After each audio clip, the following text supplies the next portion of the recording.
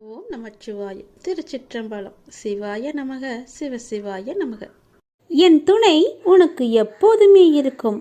சில நேரம் என் குழந்தையின் நலனுக்காக நான் வழிகளுடன் நடக்க வைத்து கொண்டிருக்கிறேன், நடந்து கொண்டும் இருக்கிறேன். இதுவே தீர்மான சூழலாக அமைகிறது. ஆனால் அது நீண்ட நாள் தொடரும் அளவிற்கு நான் உன் சாய்தேவா அதை விட மாட்டேன். உன் துயரங்களை நானே போக்குகிறேன். அதுவரை எதற்காகவும் அஞ்சாதே. உன்னோடும் உன் குடும்பத்தோடும் தான் நான் இருக்கிறேனே. இவ்வுலகில் இன்பமும் துன்பமும் நிலையற்றவை. இன்று இருப்பது நாளை மாறிப்போகும். எனவே மனம் கலங்காதே. இன்றைய சூழலில் நீ அவமானப்பட்டிருக்கலாம், கஷ்டப்பட்டிருக்கலாம். பலர் உன்னை பழி சொல்லுக்கு ஆளாகியிருக்கலாம், ஆளாக்கி வைத்திருக்கிறார்கள். அவற்றையெல்லாமே நீ கண்டு கொள்ளாதே. எதையுமே தீர்க்கமாக முடிவு செய்து விடாதே.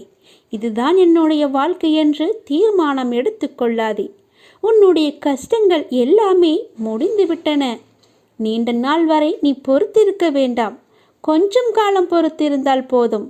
கொஞ்சம் காலம் என்பது 2 நாட்கள் கூட ஆகலாம். நீ வெகு தொலைவில் இருக்கிறது என்று கற்பனை செய்து கொள்ளாதே. உன்னுடைய வெகு நாட்களாக இருந்த துன்பங்கள், துயரங்கள் எல்லாமே முடிந்துவிட்டது என் தங்கமே.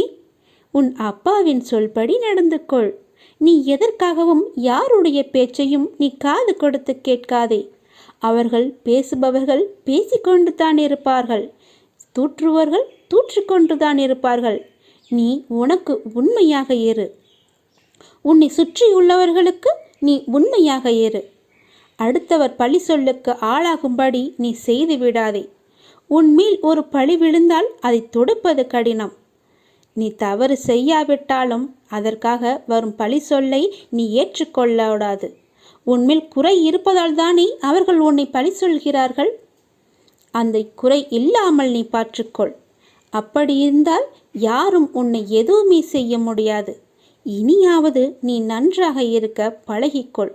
உன்னை சுற்றி உனக்காகத்தான் உன்னை சுற்றியுள்ளவர்கள் இருக்கிறார்கள்.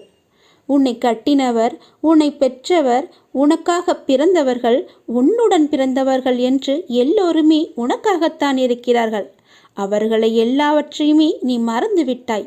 அவர்களை மறந்து உன்னுடைய இன்பத்திற்காக, உன்னுடைய நன்மைக்காக நீ அவர்களை சுயநலத்திற்காக பயன்படுத்தி கொண்டாய். அந்த சுயநலம் வேண்டாம் என் தங்கமே. இப்போதே அவர்களை விட்டுவிடு. உன் வாழ்க்கை பறிபோகக்கூட போகலாம். அதனால் தான் சொல்கிறேன், தேவையில்லாமல் மனதை சஞ்சலப்படுத்தாதே என்று. நான் இருக்கிறேன். என் அன்பு குழந்தையே, வாழ்க்கையில் நீ தேடும் ஒன்று உன்னை விட்டு தள்ளி செல்கிறது என்று யோசிக்கின்றாயா? உன் பிரச்சனைகள் என்னவென்று நீ சொன்னால்தான் எனக்கு தெரியுமா? உனக்குள்ளே தான் நான் இருக்கின்றேனே. நான் உன் அருகிலேயே தான் இருக்கின்றேன். நான் உன் கண்களுக்கு புலப்படவில்லையா? என்னை நீ மறந்து விட்டாய், உதாசீனப்படுத்தி விட்டாய் என்று நான் கூறவில்லை. என்னை நீ மறந்து விட்டாய் என்று தான் கூறுகிறேன். ஏனென்றால் அந்த மாயை என்ற வலைக்குள் நீ சிக்கி கொண்டு விட்டாய். அதனால் தான் நான் உன் கண்களுக்கு தெரியாமல் இருந்து கொண்டிருக்கிறேன். ஆனால் நானோ உன்னை சுற்றி எல்லா புறமும் உன்னை நோக்கியே நான் வந்து கொண்டிருக்கிறேன். உன்னை பாதுகாத்து கொண்டு உன் அருகிலேயே இருந்து கொண்டிருக்கின்றேன். நீ என்னை உதாசீனப்படுத்தி விட்டாய் என்று நான் கூறவில்லை. அவ்வாறு நீ செய்யவும் மாட்டாய். ஆனால் என்னிடம் பேசும்போது நடந்து முடிந்த கஷ்டத்தை பற்றிய புலம்பல் மட்டுமே நீ உன்னிடம் இருக்கின்றது. நான் உங்களிடத்தில் புலம்பக்கூடாதா என்றுதானே உன் மனதில் கேள்வி எழும்புகிறது. நான் உன்னிடம் அப்படி கூறுவேனா? முடிந்ததை புலம்பி நீ என்ன சாதிக்கப் போகிறாய் என்பதை நான் உனக்கு சொல்கிறேன். அதனால் ஒன்றுமே கிடையாதே. முடிந்தது முடிந்தது விட்டது. அதை திருப்பி பெற முடியுமா? ஆகாது அல்லவா? அதை நான் உன்னிடத்தில் சொல்ல வருகிறேன். அதை நீ புரிந்து கொள். என் துணை எப்போதுமே உனக்கு இருக்கும். நீ தன்னம்பிக்கையுடன் இருக்க வேண்டிய நாள், எப்போதுமே சந்தோஷமாகவே இருக்க வேண்டிய நாள். ஒவ்வொரு நாளும் அதை நீதான் தயார் செய்து கொள்ள வேண்டும். தொலைந்து போன பொருளை நினைத்து வருந்துவதால் நீ பெற்றது ஒன்றுமில்லையே. அர்த்தமற்ற புலம்பலால் மன அமைதியையும் நிம்மதியை மட்டும்தானே நீ இழந்து கொண்டிருக்கின்றாய். அதற்கு நீ அடுத்து என்ன செய்ய வேண்டும்? எனக்கு வழிகாட்டுங்கள். என் விழிப்புடன் தன்னம்பிக்கையுடன் தான் என்னிடத்தில் வர வேண்டும் என்று நான் சொல்கிறேன். அதை நீ புரிந்து கொள். புலம்பிக் கொண்டே இருப்பதால் உன்னுடைய பிரச்சனை எல்லாம் சரியாகுமா என்றால் கிடையாது. அதற்கான தீர்வை தேடி நீ போக வேண்டும். எது செய்தால் அது நல்லபடியாக முடியும் என்று நீ கிடைக்க வேண்டும், தேட வேண்டும். நிதானமாக செயல்படு, அவசரப்படாதே. ஒன்றும் ஆகப் போவது கிடையாது. நிதானமாக யோசித்து அதற்கான தீர்வை நீ தேடிக்கொள். முடியாவிட்டால் என்னிடம் என் உதவியை தேடி வா. நிச்சயம் நான் உனக்கு உதவி புரிகின்றேன். நீ மறந்து விட்டதால் தான் இந்த பிரச்சனைகள் எல்லாம் உன் கண்ணுகளுக்கு தெரிகின்றன. நீ என்னை ஒரு நொடி நினைத்தால், என் பெயரை சொல்லி கூப்பிட்டால் அந்த பிரச்சனை எல்லாம் காணாமல் போய்விடும். நீ நினைத்ததை விட அதிகமாகவே ஜெயிப்பாய். அதனால் நீ எதற்கும் பயப்படாதே, கலங்காதே. வெற்றி என்ற தீபம் உன் அருகிலேயே எப்போதும் எரிந்து கொண்டிருக்கின்றது. நீ விழும்போதெல்லாம் நான் உன்னை தாங்கி பிடிக்க, நீ மனம் உடையும் போதெல்லாம் தட்டி கொடுக்க உன் அருகிலேயே, உன் பக்கத்திலேயே உன்னுடைய அப்பா நான் இருந்து கொண்டிருக்கிறேன் என்பதை நீ மறந்து விடாதே. உனக்கு நல்லது நடந்து கொண்டே இருக்கும். என் நாமத்தை சொல். துன்பம் வரும்போது மட்டும்தான் நீ என்னை நினைக்க வேண்டும் என்று கிடையாது. எப்போதெல்லாம் உனக்கு நேரம் கிடைக்கின்றதோ அப்போது எல்லாம் என்னை மறக்காமல் என்னை கூப்பிடு. உன்னுடைய சந்தோஷத்திலும் நான் பங்கெடுத்துக் கொள்கிறேன். துன்பத்தை மட்டுமே நீ எனக்கு கொடுக்காதே, சந்தோஷத்தையும் நீ எனக்காக வைத்திரு. துன்பத்தை நான் உனக்கு கொடுக்க மாட்டேன். நீதான் அதை தேடி தேடி சென்று அதை வாங்கி கொண்டிருக்கின்றாய். அதனால் நடந்து முடிந்ததை பற்றி நினைக்காமல் இனி நடக்கப் போவது எப்படி சரியாக நடக்க வேண்டும் என்பதற்கான தீர்மானத்தை நீ எடுத்துக்கொள். நிச்சயம் அது நன்மையாக முடிக்கும்படி நான் உனக்கு அமைத்து தருகிறேன்.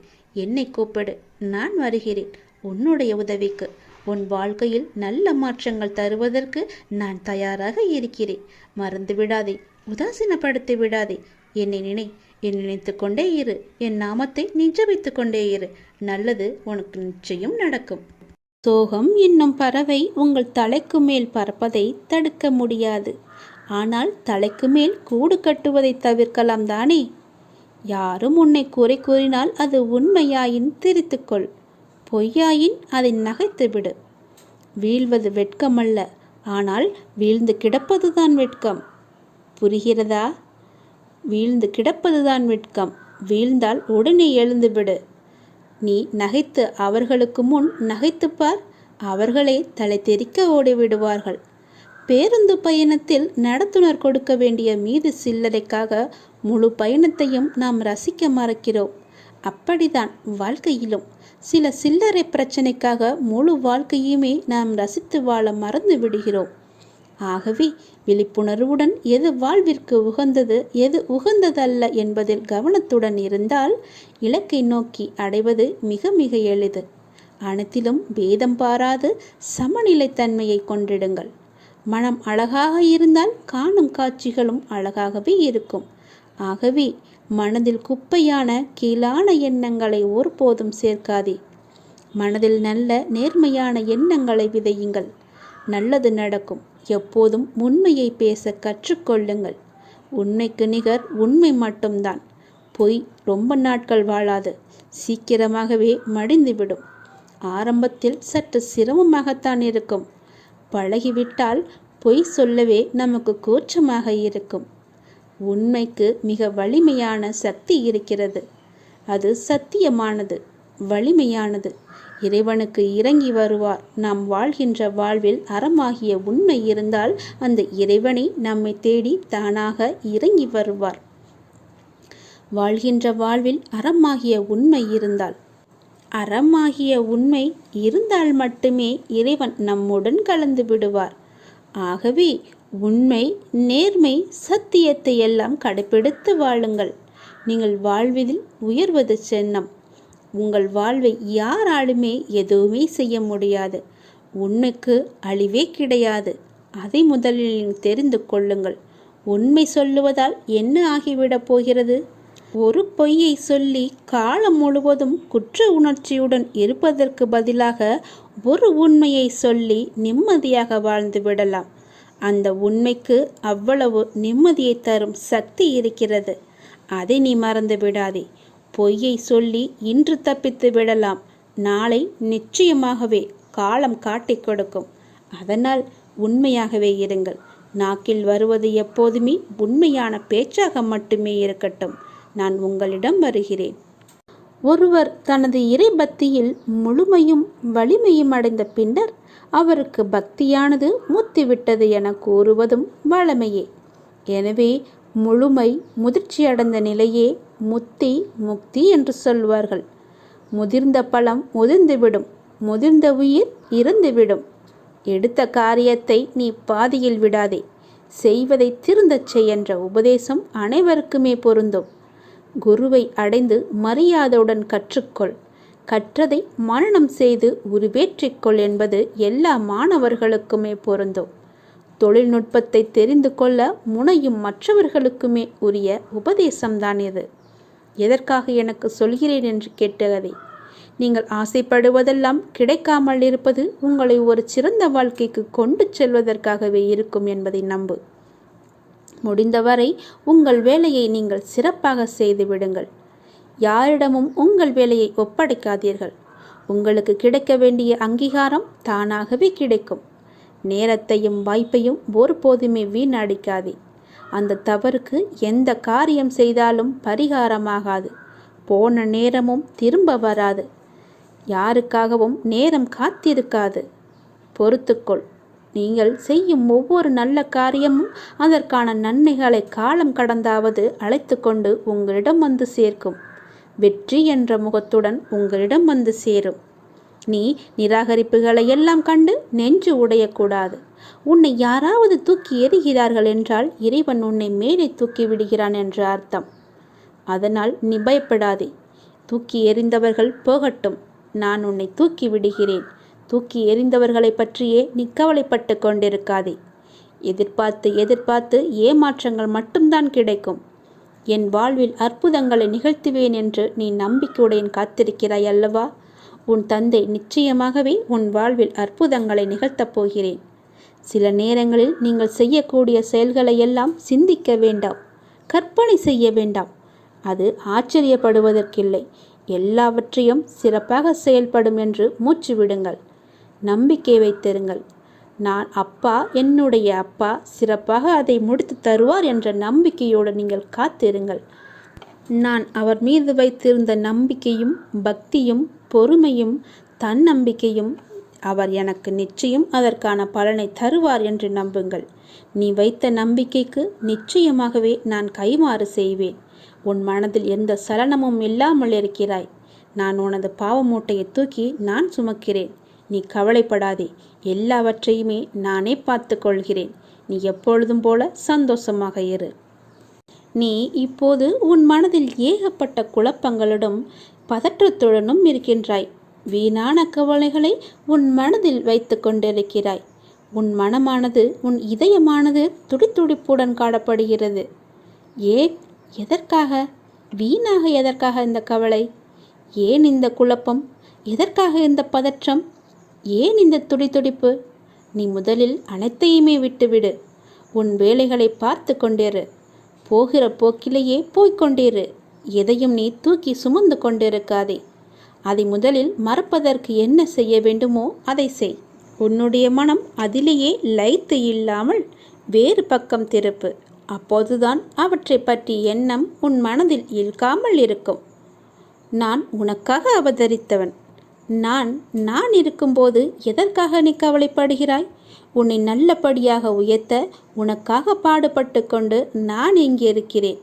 தயவு செய்து நான் உன்னுடன் இருப்பதை நீ உணர்ந்து கொள். நான் வருவதற்கு முன்பும் வந்ததற்கு பிறகும் நடந்து கொண்டிருப்பதை நீ உணர்ந்து கொள். நான் வருவதற்கு முன்பு என்ன செய்து கொண்டிருந்தாய், நான் வந்த பிறகு எப்படியெல்லாம் உன்னுடைய பிரச்சனைகள் தீர்ந்தன என்று கொஞ்சம் திரும்பிப்பார். உன்னை எப்படி நான் கைவிடுவேன் என்று ஒரு நொடியில் நீ நினைத்து விட்டாய்? உன் அப்பா உன்னை பார்த்து கொள்ள மாட்டேனா? உன்னை அவ்வளோ சீக்கிரம் விட்டு விடுவேன் என்று நினைக்கிறாயா? உன்னை அனைத்து திசைகளிலிருந்தும் பாதுகாத்து கொண்டிருக்கிறேன். நான் இருக்கும் இடத்தில் எவரையுமே நெருங்க விட மாட்டேன். நான் உனக்குள்ளே நீக்கமற நிறைந்திருக்கிறேன். என் கண் பார்வை உன் மீது விழுந்து கொண்டிருக்கும் போது எந்த கெடுதலும் வந்து உன்னை துன்புறுத்திவிட முடியாது. தெரிந்து கொள்.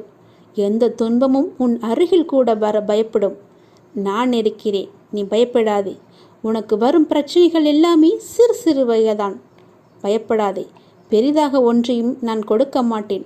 கொஞ்சமாவது உனக்கு பக்குவம் வேண்டும் என்பதற்காகத்தான் இதையெல்லாம் கொடுத்தேன். சின்ன பிரச்சனையை பெரிதாக பார்க்காதே. மனதில் போட்டு குழப்பத்தை ஏற்படுத்தாதே. உன்னை நீயே பதற்றப்பட வைக்காதே. வீணான கவலைப்பட்டு உன் உடம்பை நீ வீணடிக்காதே. உன் இதயம் சீராக துடிக்க வேண்டும். அப்பொழுதுதான் நீயும் நன்றாக இருப்பாய். எப்படி என் வேண்டுகோள்கள் அனைத்தையும் இப்படி நிறைவேறியது என விரைவிலேயே நீ ஆச்சரியப்பட போடுகிறாய். கவலைப்படாதே குழந்தையே. என் கண்ணிலிருந்து வரும் அருள் கதிரால் நீ பாதுகாக்கப்படுகிறாய். அதனால் நீ கவலையை விடு. என்னுடைய கண்ணின் ஒளி உன் மீது இருக்கிறது. என் பார்வை முழுவதுமாகவே உன் மீது மட்டும்தான் இருக்கிறது. என்னை மீறி எதுவுமே உனக்கு நடக்காது. பயப்படாமல் தைரியமாக இரு. சந்தோஷமாகவே வைத்துக்கொள்.